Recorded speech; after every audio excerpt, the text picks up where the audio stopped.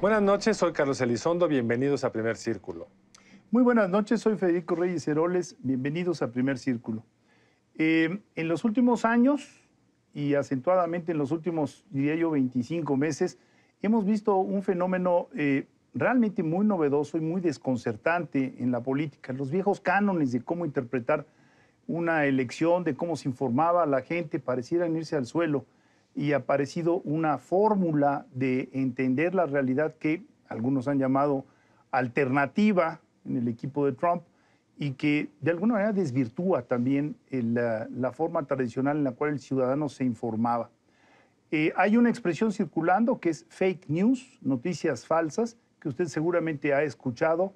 Hay poca literatura al respecto y por fortuna tenemos a alguien en México que se ha metido a estudiar esto, con la velocidad que lo necesita, que es Esteban Illades. Y aquí tenemos a Esteban el día de hoy para platicarnos sobre las fake news y cómo interpretarlas. Esteban, mil gracias por estar aquí. Gracias por invitar. ¿Cómo están? A ver, Esteban, para arrancar, digamos, la teoría democrática presupone a un elector informado. La pregunta es de dónde se informa. Sí. Y antes había como una cierta, en tu libro lo mencionas, una cierta uniformidad de dónde se informaba el elector. Caso mexicano, pues el programa icónico de los 70s, el de Jacobo Zabludovsky, el grueso de los mexicanos sacaban sus noticias de ahí. Eso hacía fácil la manipulación, hacía también fácil el que una noticia importante se conociera por todos lados. Ahora pues se fragmentó todo esto. ¿Cuál sería como la implicación primera de esta fragmentación? Nos puede incluso hablar un poco de cómo se ha fragmentado y luego cuáles son las implicaciones de esto. Yo te diría que incluso se invirtió el modelo. O sea, antes uno iba a buscar las cosas. Yo sí quería ver noticias, le prendía a Zabludovsky, si era el que me interesaba, le prendía a otro canal.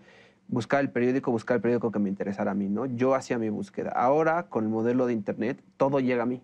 Entonces, yo ya no tengo que buscar nada porque la gente cercana a mí me está dando la información directamente y yo no tengo que hacer ese esfuerzo. ¿Qué pasa con esa información? Pues ya viene digerida, ¿no? Ya trae un sesgo político, un sesgo sociológico, lo que queramos, pero ya trae un sesgo particular y ya no es información que yo esté buscando o información que pueda considerarse neutra. Ahora, hay una tesis en tu libro que a mí me pareció desconcertante, y es que la desinformación es parte del objetivo. ¿Sí? Es decir, que la gente no esté informada para a partir de ahí hacer un caldo distinto de lo que normalmente hubiera ocurrido. ¿Qué nos dices al respecto? Pues mira, hay noticias falsas normales, las que han surgido siempre hemos tenido desinformación, pero ahora con Internet tenemos, a la par de que tenemos mayor información que antes, tenemos mayor desinformación, ¿no? Y hay gente que claro que se puede aprovechar de eso, gente que tiene intereses políticos, sin duda, en las campañas, por ejemplo, de denostar a un candidato, denostar al otro, o gente que tiene intereses monetarios también, o sea, porque es muy fácil hacer un sitio de Internet, acomodarlo, fingir que es el sitio, una copia, fingir que es un sitio normal, que es la copia de, por ejemplo, de TV Azteca, la copia de algún periódico, y poner noticias falsas ahí. La gente cuando entra ve publicidad también y esa publicidad le reditúa a la persona que creó la página y puede generar mucho dinero de esa manera. Ahora, en unas elecciones como las mexicanas, que tienen una serie de particulares, que es, por ejemplo, lo primero, los candidatos tienen mucho acceso a los spots. Sí. Eso de entrada, diríamos, empareja un poco el piso entre los tres principales que van a tener millones de horas para poner sus spots. Unos medios tradicionales como este que tienen que guardar una cierta equidad entre los contendientes, también pone un cierto piso parejo y todo muy regulado. Este es el único espacio que queda libre, es como la ley de la selva. ¿Qué te imaginas vamos a estar viendo de aquí al 1 de julio? ¿Cómo debería el ciudadano aprender a usar este medio? Es un espacio que va creciendo también, o sea, el acceso a Internet en México va creciendo. En los últimos años ya estamos hablando de entre 50 y 60 millones, o sea, más o menos la mitad de la población con acceso a Internet.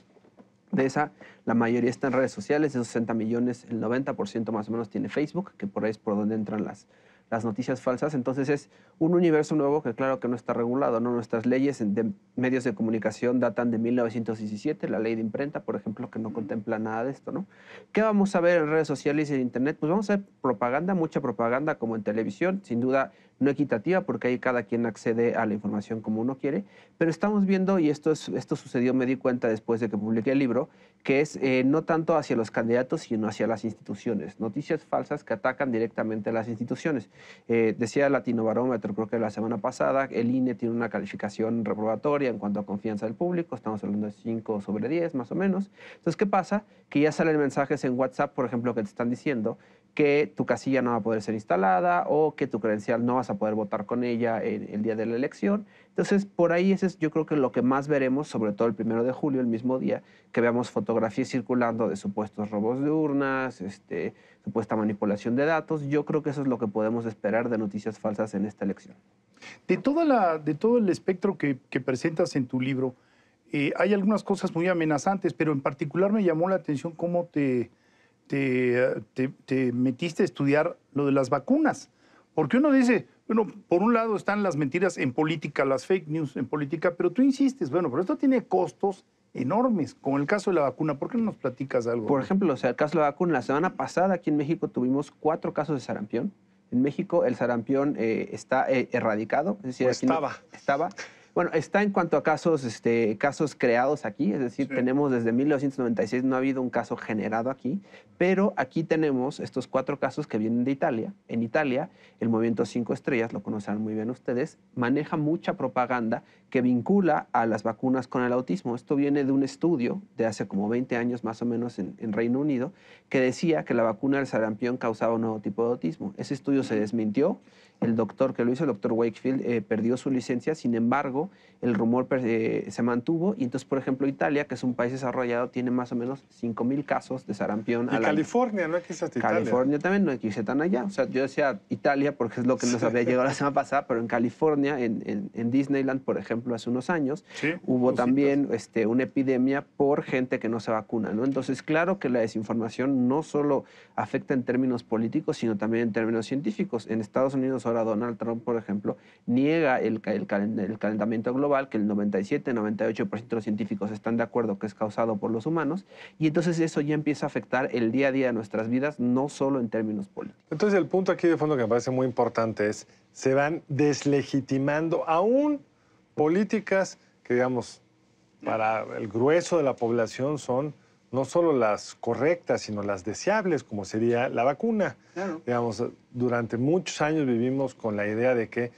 modernizarse, ser un país más próspero implicaba pues entender mejor estas cosas, tener mayor capacidad de vacunar a tus niños y erradicar enfermedades. Y ahora resulta que estos medios han sido capaces de minar en la credibilidad de cosas que parecían pues, de conocimiento común. Imagínate, eso es lo que a mí me sacudió. Imagínate, si ya no eres capaz de acreditar verdades científicas, pues cuando entras a la arena de debate político, pues cualquier cosa puede ser opinable, ¿no? Bueno, el crecimiento del país fue 2.3, no fue 2.3. Si no crecen las vacunas, pues entonces hay un terreno fértil para coger cualquier cantidad de cosas. Hay más pobres, por ejemplo. ¿Qué es lo que estamos viendo, no? Hay muchísimos más pobres. Y tú ves la métrica y dices, bueno, a ver, espérame, hay que matizar las afirmaciones. Esos matices ya no van a estar ahí, van a desaparecer por estas pasiones que describe muy bien Esteban, en el sentido que uno se afilia a la verdad que más cercana te resulta. Más bonito, la verdad se afilia contigo. O la verdad se afilia contigo. Que es esta idea de que te van leyendo qué quieres y te promocionan el helado que más te gusta porque ya detectaron que te gustan los helados, o la visión del mundo que más te gusta. Digamos, estos estudios que han salido post-elección de Trump, de cómo les llegaba, primero, lo supimos la semana pasada, se robaron o manipularon una base de Facebook y obtuvieron 50 millones de registros para poder mandar la publicidad. Digamos, esto no eran los rusos, era una empresa contratada por la campaña de Trump para poder mandar perfectamente focalizado ciertos mensajes que sabían que iban a tener un eco para cambiar o tu intención de voto de Clinton a Trump o para fortalecer tu intención de voto por Trump con base en puras noticias manipuladas. Y tenían también, bueno, aquí en este caso en particular es muy bueno muy bueno para este ejemplo porque se roban datos. Entonces, ¿qué es lo que pasa? Que conocen perfectamente quién eres, quiénes son tus amigos, cuál es tu edad, qué es lo que compras, a dónde viajas, todo eso, ¿no? Conocen todas tus preferencias más personales y entonces justo decían el whistleblower, digamos, el soplón de este caso decía, lo que nosotros hacíamos era venderle los peores miedos posibles a las personas a sabiendas de que esos eran sus miedos, ¿no? Entonces, es decir, yo te anuncio, Sí, yo sí. vivo en Texas, y entonces me llega un anuncio de que en la casa de la esquina vive un migrante indocumentado que mató a alguien, ¿no? Entonces, esto me llega a mí específicamente por quién soy, ¿no? Y esta empresa, nada más para acabar, es muy interesante porque también intentó entrar a México en este periodo electoral. Había estado contratada por alguien, ¿no? Estuvo en negociaciones con varios partidos. A fin de cuentas, se dice que no pudo entrar porque era muy alto el costo. Los partidos no estaban dispuestos a pagarlo porque era información muy, muy valiosa y por lo tanto No le llegaron al precio. no le llegaron al precio. Y ahora, ¿qué pasa? Esta compañía está suspendida de Facebook desde la semana pasada, entonces ya ni siquiera podría operar porque los datos que necesitaba ya no estarían disponibles. Ahora, una impresión que tenía yo antes de leer tu libro era la de que, bueno, esto era después del caso ruso, etcétera, que eran operaciones macro muy potentes. Y sí, tú las acreditas, ahí están. Después me llamó mucho la atención estas cuestiones muy locales, ¿no? En donde un individuo que le dan $1,000 para contratar espacio en una radiodifusora diminuta, empieza a tener eco, encuentra cómo avanzar y termina siendo digamos, un pequeño magnate de las noticias falsas. Así es, este es el caso de los conspirólogos en Estados Unidos. Hablas de Alex Jones, que es una persona muy importante ahorita, nadie lo conocía hace 10 años, y ahora tiene el oído del presidente. Donald Trump es fundamental, aunque sea solo una persona. El hecho de que él haya llegado a la presidencia ha cambiado muchísimas cosas, ¿no? En este caso es el primer presidente que escucha a un conspirólogo, alguien que abiertamente dice, por ejemplo, que los niños en Sandy Hook, esta masacre en Estados Unidos de menores de edad en un kinder, él dice que los niños eran actores contratados por los demócratas, ¿no? Por ejemplo, o ahora que hubo la masacre de Parkland en Florida, también dice que los sobrevivientes son actores contratados también por el mismo partido, ¿no? Entonces, eso le llega a los oídos al hombre más, bueno, al líder del que era el país más poderoso del mundo, Estados Unidos, y entonces las cosas empiezan a cambiar, ¿no? Pero es aún un paso más grave, que no solo oye esto, lo reproduce, sino él inventa las cosas propias. Sí. Si tenemos un presidente que, de acuerdo a los seguimientos, o ellos tienen un seguimiento del New York Times y del Washington Post, ha mentido cientos, miles de veces y no tiene ya un costo político porque nos hemos acostumbrado a la mentira. Y cuando estamos por entrar a las campañas electorales formales, que es, por definición, el reino de la promesa, el reino de la mentira, por tanto, el reino de la acusación del adversario y también el riesgo de la acusación falsa, pues yo creo que vamos a ver cosas que ni nos imaginamos. Sin duda, ya estamos viendo el ejemplo más reciente, son videos. O sea, ya que nos estamos adaptando a las noticias falsas escritas, es decir, a los tweets manipulados, a los sitios que son copia de otros, ahora ya se puede arreglar un video para hacer parecer una persona que está diciendo algo que Es no ha más, dicho. pero es bien interesante, yo vi la nota. Podrían sacarte a ti hablando mal de quién sabe quién, y Carlos, aún por tu ejemplo. esposa, De de Carlos, mí, por ejemplo. pero eso sí existe, de eso sí existe información. Y aún tu esposa podría no darse cuenta que está truqueado y que realmente fue una computadora la que, usando tu información, tu voz, construye un video que parece verdadero, pero es falso. Ahora, a mí me genera una enorme tensión pensar que la arena política era, en teoría, un sitio donde se acreditaban ciertas verdades y ahora vamos a un relativismo total. Cada quien que se invente o que se afilie o que le lleguen las noticias que le... Y entonces, ¿cuál va a ser el punto de consenso? No queda muy claro. No, a ver, en Estados Unidos esas esferas ya no se tocan. Por ejemplo, la gente que votó por Hillary Clinton se sorprendió de que ganara Donald Trump porque nadie en su Oye, esfera... también Donald Trump se sorprendió. También Donald Trump se sorprendió, hay que decirlo. Pero la gente que estaba ahí pues jamás pensó que esto podía suceder porque no conocían a nadie que fuera a votar por Donald Trump. Pero sorpresa, en otros estados, en otros estratos socioeconómicos, claro que había gente que iba a votar por Donald Trump. Aquí en México también lo podemos ver, ¿no? Hay gente que dice que jamás votaría por un partido, pero no conoce personas que están en otro estrato que claro que votarían por él, ¿no? Entonces, lo que pasa ahora es que ya no tenemos ninguna discusión. O sea, estas esferas ya no tocan, ya no platican y entonces tenemos mundos completamente separados. Y no solo no platican, que es de por sí gravísimo, aunque luego las familias se rompan, ya es cuando no les queda de otra. Pero este fenómeno, porque eso pasó en la elección de 2006, digamos, las familias dejaron de hablarse o la gente no veía al otro, al adversario que se iba a votar por el otro, etc.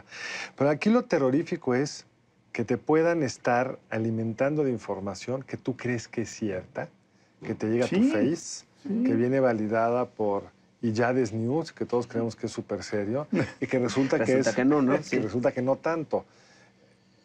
Y eso aún no sabemos qué impacto va a tener en un sistema tan extraño como el nuestro, de partidos. Porque en Estados Unidos ya lo que generó claramente es una polarización que nunca habíamos visto. Un sistema de partidos que tenía muchos vasos comunicantes lo rompió. En nuestro es un sistema de partidos que está ahorita en una transición muy extraña, donde la derecha se alió con la izquierda, Morena cacha a todos los que quedan, los priistas pusieron a uno que dice no ser priista. Es decir, no tenemos esa polarización aún por la fluidez reciente de los actores que están participando. Pero yo no me imagino qué va a pasar después de 3 meses de falsas noticias, donde se van a ir como consolidando las visiones negativas de los otros y podemos salir, y ese es el ejemplo de Estados Unidos, muy lastimados respecto a nuestra capacidad de dialogar para construir hacia adelante. Sí, yo lo comparto y además esto tiene que ver con lo que planteaste al principio del programa. O sea, es que esto vino a alterar totalmente la forma en que los ciudadanos se informaban. Claro. Por eso no me llama mucho, y de una vez lo presento frente a cámara, una nueva realidad. La nueva realidad. La nueva realidad. Estamos entrando a una nueva fase de la política y por lo tanto todos los paradigmas de política se tendrán que ir reajustando, Esteban. ¿O tú qué piensas? Tenemos un minuto. Tenemos un minuto. Yo creo que se tiene que reajustar, pero eso, como bien dices, solo lo veremos después de la elección, ¿no? Ahorita solo podemos prever qué es lo que va a pasar. Yo lo que digo es que realmente se va a ir hacia las instituciones, no tanto hacia los candidatos. Y a mí me preocupa el daño que se puede hacer ahí, ¿no? Que el día de la elección tengamos justo cuando se están anunciando los resultados de, no, yo vi este resultado, yo vi el otro, y ahí tengamos un conflicto igual o peor que los... ¿Cómo viajan las noticias falsas junto con las noticias normales? Digamos, en principio, pues ahí están de las dos, tú escoges cuál. ¿O cómo funciona esto? Pues hay 2 datos muy importantes. El primero es uno de un estudio de MIT, del Massachusetts Institute of Technology, que lo que te dice es que las noticias falsas viajan 6 veces más rápido que las... 6 veces. 6 veces. Es un demonial, ¿eh? ¿Y por qué? ¿Y por qué? Porque a la gente le gusta compartir cosas que generan más reacciones más fuertes. Y Facebook, por ejemplo, lo sabe muy bien. Facebook lo que sabe que se comparte más son noticias que generan enojo, sobre todo. Entonces, las noticias falsas, que son generalmente escandalosas, que son del candidato X hizo esto, el candidato Y hizo lo otro, esas generalmente viajan mucho más que una noticia que hable de algo bueno o que hable de algo normal, ¿no? De se cumplió con el, por ejemplo, decir, se cumplió con el crecimiento económico esperado, una cosa así, esas no jalan, pero otra que diga el candidato hizo esto, claro que va a jalar si genera algún tipo de enojo. Y entonces, no solo estamos sujetos a lo que queremos oír más, sino que nos van a llevar más cosas negativas que positivas por definición. Esta idea de los viejos periodistas de que una buena noticia no es noticia, aquí es el extremo. Claro, y aparte de todo, esto es algo muy interesante del Internet, que es antes en los periódicos se jerarquizaba la información, ¿no? Tenías las 8 columnas, tenías la elección del editor que te decía a qué le tenías que poner atención y a qué no. Aquí en la red todo es horizontal, entonces la misma indignación te puede llegar por un caso, por otro, entonces uno está indignado constantemente porque todo llega al mismo nivel y a la misma velocidad. No se parece a la síntesis de prensa clásica que reciben los secretarios. Tenemos yo creo que tantos periódicos porque de repente aparece una nota critiquísima del secretario que apareció en la página 19 del 1+1, pero en la síntesis se pierde que nadie lee la página 19, digamos. Y sí es muy importante la jerarquía, porque ese es el papel que cuidan que cumplen los editores de los periódicos. Esto es lo importante, esto es lo que no es. Y por supuesto se pueden equivocar, pero en un buen periódico se equivocan de buena fe, digamos, no queriendo manipular, sino que no pudieron aquilatar. Y aquí lo que sucede, por ejemplo, esta noticia me parece simpática, bueno, no simpática, pero muy reveladora del libro, de este presidente municipal presuntamente dueño de un carro carísimo que había chocado y que después resulta que es toda una confusión. No solo eso me sorprendió, sino que los medios serios que habían dado vuelo a la noticia nunca lo corrigieron. No. Porque ya hasta los medios serios quedan contaminados de la invención. O sea, ya no tienes referentes. ¿Qué le podemos sugerir a nuestro elector? Eso es lo que yo iba a preguntar. ¿Cómo le hacemos para navegar entre falsedades?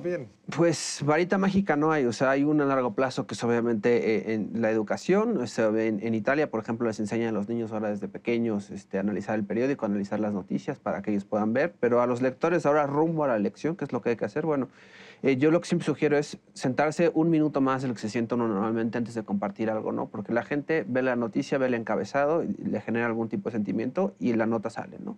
Pero la idea es entrar a la noticia misma, o sea, ver qué lo soporta, cuáles son las fuentes, quién lo escribió, qué medio es, si es cierto, si es falso, ¿no? Y ya con eso, con unos 2 minutos más de reflexión, eso evita que se compartan las noticias falsas. Les pongo un ejemplo de lo que pasó ahora hace un mes. Yo iba cambiando una entrevista a otro programa y faltaba gente en ese canal de televisión, un canal de noticias, y pregunté por qué. Me dijeron, es que nos llegó una cadena de WhatsApp que decía que iba a temblar hoy, que iba a haber un temblor de magnitud 8.4 entre tal hora y tal hora, y la mitad de la gente que trabaja en un canal de noticias no fue a trabajar. Los profesionales. Los profesionales. Entonces, si se hubieran sentado un poquito más, hubieran checado el Servicio Sismológico Nacional, tiene ahí un banner que dice, los temblores no se pueden predecir, pero no se checó. Entonces, si tomas un poquito la molestia de checar un poquito más, con eso puede tener eso una noticia falsa. Fíjate que estás O ver tocando este un punto- programa, ¿no? O ver este programa también. Claro. Tenemos que ir, Federico. Ya nos tenemos que- Yo quería lanzar una cierra, lanza, cierra. pero ahora sobre la instantaneidad. Es que está en la agenda revisar eso de qué tan válido es buscarla. Pues si vengo otra vez, con todo gusto lo platicamos. Ahora sí, encantado. Esteban. Pues muchas gracias, Esteban. Gracias. Muchas gracias a ustedes por acompañarnos aquí en Primer Círculo. Nos vemos la siguiente semana. Ahora será el martes. Mil gracias, Esteban, por haber estado aquí. Federico, Esperamos gracias. que regreses y nos vemos aquí en Primer Círculo el próximo martes.